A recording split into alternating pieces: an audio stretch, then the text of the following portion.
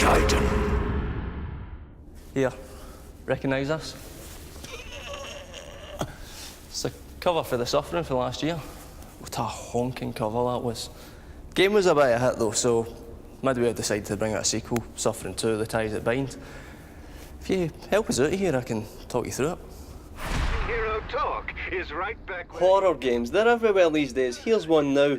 The main character is, as it was in the first Suffering game, Torque, a bad sort who faced execution for the murder of his family and only narrow escape when the prison became overrun by half-dead, half-alive monsters from hell. It's a classic tale, we've all heard it. The first half hour of gameplay in this release is incredibly well paced. It's very subtle and it slowly lets you in on what you're up against, which is great for people who didn't play the first game.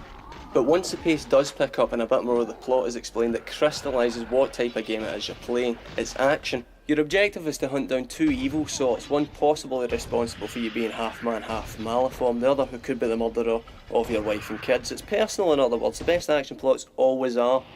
Trouble is though, you're sure it's action based, but the developers seem reluctant to commit.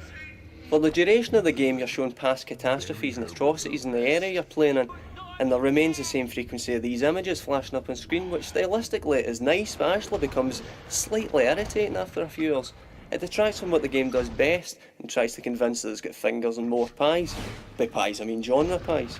It's not a major criticism. The Suffering 2 is a tidy game engine and the option to switch between first and third person keeps you hooked with well designed foes in battle, and depending on your morality during the play, your malefactor morphs, which scored some geek points with me.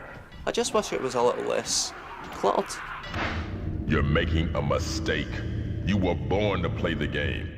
You're probably right. It's without the craft of Silent Hill when it's not as frantic as an hour on Serious Sam, but it's still a romp. God, I'd love a